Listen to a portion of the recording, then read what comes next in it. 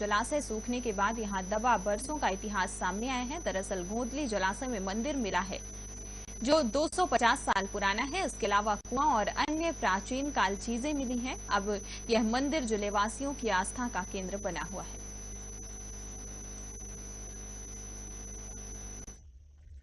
गोंदली जलाशय का कवरेज करने के लिए हम पहुंचे हुए हैं भैंस बोर्ड। भैंस बोर्ड जो है वो गोंदली जो गांव था, जो जिसे भी हम लोग गोंदली जलाशय के किनारे में लगा हुआ है। और हमारे साथ हैं भैंस बोर्ड के पूर्व सरपंच श्री घनाराम जी ठाकुर जी। और जानते हैं उनसे क्या कहानी है जलाशय के बनने का और क्या इतिहास रहा है गोंदली का। ठाकुर साहब, सबसे पहले बहुत बहुत स्वागत है आपका। जी धन्यवाद। क्या इतिहास रहा है गोंदली जलाशय? अब गोंदली जलाशय का इतिहास तो बहुत ज़्यादा मालूम नहीं, क्योंकि मेरा जो जन्म है 1965 में हुआ जी। लेकिन बुजुर्गों की परंपरागत जानकारी के अनुसार से ये जो क्षेत्र रहा डोंडी लोहारा के जमींदार लाल फत्ते सिंह के क्षेत्र के अंतर्गत आता है। उस समय बांध बनने के पहले वहाँ पे 12-13 गांव थे, ऐसे हमारी जानकारी में है। तो उसमें मुख्य गांव था गोंदली। गोंदली से लगा हुआ एक कोलियारी गांव था, एक वहीं पे परसू टोला था। तो गोंदली सबके केंद्र में था। और लोहारा वाले जो जमींदार जी की जो उनकी कुल देवी शीतला के रूप में वहाँ पे पूजी जाती थी। और वो आज जो दिखाई दे रहा है वो वही मंदिर का भग्नावशेष है। उसके पूर्व वहाँ पे साल में एक बार मेला लगता था और आसपास के तमाम देवी देवताओं का वहाँ सम्मेलन होता था। तब से लेकर आज तक भी वहाँ पे लोगों की आस्था है। और जब बांध के पूर्ण रूप बन जाने के बाद पहला भराव हुआ तो देवी देवता को सुरक्षित करने के लिए जमींदार जी ने अपने ही क्षेत्र के एक प्रसिद्ध गांव जो दल्ली राजा से लगा हुआ है कुमुरकट्टा में ले जाकर के उस देवी को स्थापित कर दिया। आज भी उस परिवार के लोग दशहरा के मौके पे जाते हैं और वहाँ पूजा अर्चना करते हैं। कुमुरकट्टा में लोहारा में पहले दशहरा मनाया जाता था तो सबसे पहले कुमुरकट्टा जाकर के उस देवी की पूजा अर्चना होती थी, उसके बाद ही कार्यक्रम होता था। ऐसा बुजुर्ग लोग बताते हैं हम लोग। अब वो तो बात सही है, जब लाल महन जी थे उस समय हम लोग एक मित्र हुआ करते थे तो भी जानकारी बताते थे, यही जानकारी। लाल महन से टेकाम यहाँ जो के विधायक रहे हैं। जी ये बताते थे कि हाँ गाँव वो जाते थे, मतलब 2-4 बार तो हम लोग भी उनके साथ गए। ये जो मंदिर जो भी दिखलाई पड़ रहा है जी, ये पहले और कभी इतना दिखाई दिया था? लोग वहाँ तक जा पाते थे? पहले एक बार हम लोग कुछ मित्रों के साथ मैं स्वयं गया था 15 साल पहले, ऐसी स्थिति थी। लेकिन आज तो ज़्यादा खुला हुआ है, तो उस समय भी हम लोग वहाँ गए थे इस पार्ट से और उसका अवलोकन किए थे। 20-25 साल में एक आध मौका लगता है कभी कभार। अभी कोई पूजा वगैरह करते हैं वहाँ? वैसे नियमित वहाँ किसी प्रकार की पूजा नहीं होती, लेकिन मेरे जैसे बहुत से जो जानकार हैं जो जानते हैं वो अपने आस्था को लेकर के जा रहे हैं कि चलो देवी के दर्शन कर ले। मेरे ख्याल से वहाँ कोई देवी की अभी मूर्ति वगैरह कुछ नहीं, लेकिन पुराने ऐसे जो अवशेष हैं कुछ क्योंकि वो चमत्कारी देवी के रूप में प्रसिद्ध मान्यताएं थी और लोग मनौती मनाने के लिए जाते थे जी। तो आज भी वो आस्था कहीं ना कहीं जिंदा है।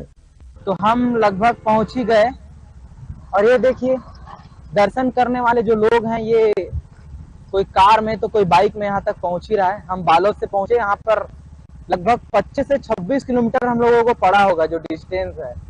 और हम लोग भैंस बोर्ड से अंदर सहगांव होते हुए यहाँ तक पहुंचे। अच्छा, यहाँ मंदिर तक पहुंचने के लिए सिर्फ एक ही रास्ता है सहगांव वाला।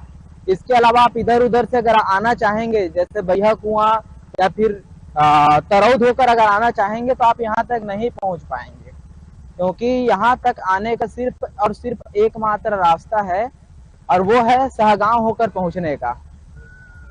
सहगांव तक होकर आप यहाँ तक पहुंच सकते हैं। और हम लोग यहाँ पर आखिरकार पहुंचे गए और यहाँ पर दर्शन करने वाले भी जो लोग हैं इन लोग भी यहाँ तक पहुंचे हुए हैं। लगातार जो लोग हैं वो दर्शन करने मंदिर तक आ रहे हैं। और ये देखिए ये मंदिर है, यही वो मंदिर है जो 68 साल के बाद में दिखाई दे रहा है। जब गोंदली जलाशय को सुखाया गया उसके बाद में यह मंदिर जो है वो नजर आ रहा है। इससे पहले मंदिर कभी देखा नहीं गया था बाबा का नाम लिखो आप? सुखुराम। कहाँ के रवैया हो? मोर खुद घर यहाँ, अच्छा, मेरा जन्मभूमि यहीं है, गोंदली है। गोंदली है। जब मैं 8 साल के हूँ, मोर 11 एकड़ सागू में। अच्छा। उल जानता हूँ, मोर ही वो कर है, उल जानता हूँ। सीता वो जो झाड़ दिखा था, तो वो पहले देखो, जब नहर जब बुढ़ी से ना, ये बंधे ना, ये का नाम से नंदिया, हम सोचते भाग अपन कपड़ा धरे और बर्तन भाड़ा, धान को तो सब छोड़ दे। अच्छा। हाँ, तो मोर बहनी के जन्म, हाँ। और मोर यहीं का पहली घर ही साफ। हाँ, पहली घर से। और ये मंदिर के पूजा मोर डोकरा बाबा का। अच्छा। हाँ, मोला कम से कम 83 साल चला तो। 83 साल। हाँ, उम्र। तो उस समय कितना उम्र के रहे हो जब ये 20 था? 8 साल। 8 साल। हाँ हाँ, इसलिए हमें। अच्छा। तभी तो सब याद है भैया। अच्छा बोले हैं तब बकरी के, घर के, कोठार के, धान के, माता के, शीतला के, सब याद है मुझे। तब मैं कहूँ चलो तुम्हें चीज के मतलब दिखा ला। ये मंदिर बहुत बड़ी से, अब गिर होता। अच्छा, यहाँ ना, यहाँ मूर्ति लग रहा है। ये मूर्ति में बृहस्पति मंडाई है, तो 10 किलो गहना है, सोना और चांदी। और बुधवार के चढ़ जाए ना मूर्ति बन में, चढ़े के बाद 2 टपरा सीधा आगे पीछे, दर्शन का निकल। अब पूरा गहना लगे है ना उन्हें, कोई धरे मती करके ना ओला निकाल जाए, मरेगी बात।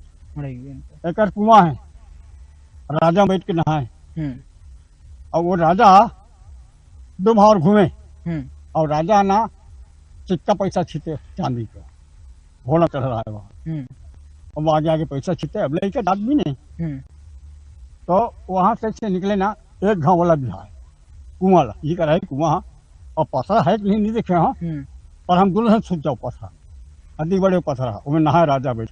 एक गाँव वाला बिहार, तो 2 गाँव वाला बिहार। किसी को कोई उम्मीद भी नहीं रहा होगा कि गोंदली जलाशय के सूखने पर कोई पुराना मंदिर भी यहाँ नजर आ सकता है, लेकिन ऐसा हुआ है।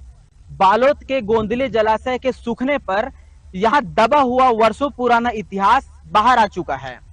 इस स्थान पर 68 साल पहले गोंदली नामक गांव हुआ करता था। कहा जाता है इस मंदिर के चारों ओर मेला लगा करता था। आसपास के 12 से अधिक गांव के लोग यहाँ कार्यक्रम में सम्मिलित होने के लिए आते थे। लेकिन जब यह बांध का निर्माण किया गया तो इस बांध की गहराइयों में कई गांव डूबते चले गए और यहाँ रहने वाले लोग यहाँ से पलायन करते चले गए। लेकिन 250 साल पुराना इस मंदिर के बाहर आने के बाद लोगों की सुनी सुनाई जो पुरानी कहानियां हैं वो भी अब नहीं होने लगी हैं। लोग श्रद्धा के भाव से यहाँ पर पहुंच रहे हैं और यह स्थान आस्था का केंद्र बना हुआ है। कैमरा पर्सन किशन साहू के साथ संजय सोनी, साधना।